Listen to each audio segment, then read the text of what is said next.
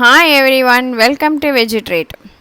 எங்கள் சேனலை இது வரைக்கும் நீங்கள் சப்ஸ்கிரைப் பண்ணலைன்னா சப்ஸ்கிரைப் பட்டனையும் பெல் பட்டனையும் கிளிக் பண்ணிவிடுங்க.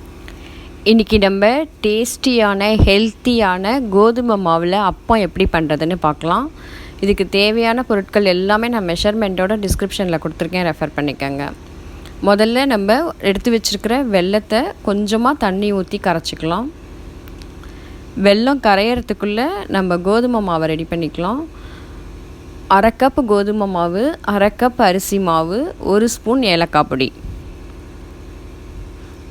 இப்போ வெல்லம் நல்லா கரைஞ்சிடுச்சு. இதை நம்ம வடிகட்டி நம்ம எடுத்து வச்சுருக்கிற கோதுமை மாவில் ஆட் பண்ணிடலாம்.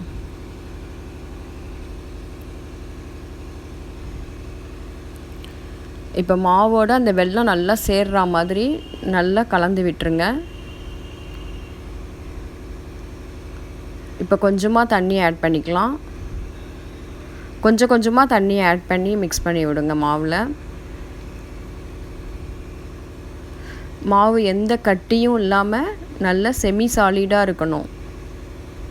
அப்போ தான் அப்பம் நல்ல டேஸ்ட்டாக உங்களுக்கு உப்பலாக வரும். ரொம்ப கட்டியாகவும் இல்லாமல் ரொம்ப தண்ணியாகவும் இல்லாமல் கரைச்சிக்கணும்.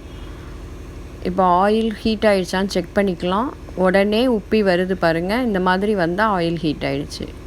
ஒரு குழி கரண்டியால் 1 குழி கரண்டி மாவு எடுத்து அப்படியே ஒரே இடத்துல ஊற்றினீங்கன்னா தான் இந்த மாதிரி ரவுண்ட் ஷேப்பில் அப்பம் உங்களுக்கு இருக்கும்.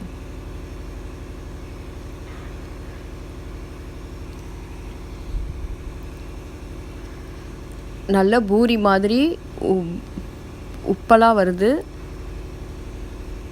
இப்போ இந்த ஆயிலில் ஒரு சவுண்டு கேட்டுகிட்டே இருக்குது பாருங்கள். இந்த சவுண்டு ஃபுல்லாக நல்லா அடங்கினதுக்கப்புறம் எடுத்துடலாம். இந்த சவுண்டெல்லாம் அடங்கிடுச்சு. இப்போ நம்ம எடுத்துடலாம். இன்னொரு கரண்டியால் வச்சு நல்லா ப்ரெஸ் பண்ணி எக்ஸஸ் ஆயிலெலாம் எடுத்துருங்க. அவ்வளோதான், நம்மளோட டேஸ்டியான ஹெல்த்தியான கோதுமை மாவு அப்பம் ரெடி ஆகிடுச்சு.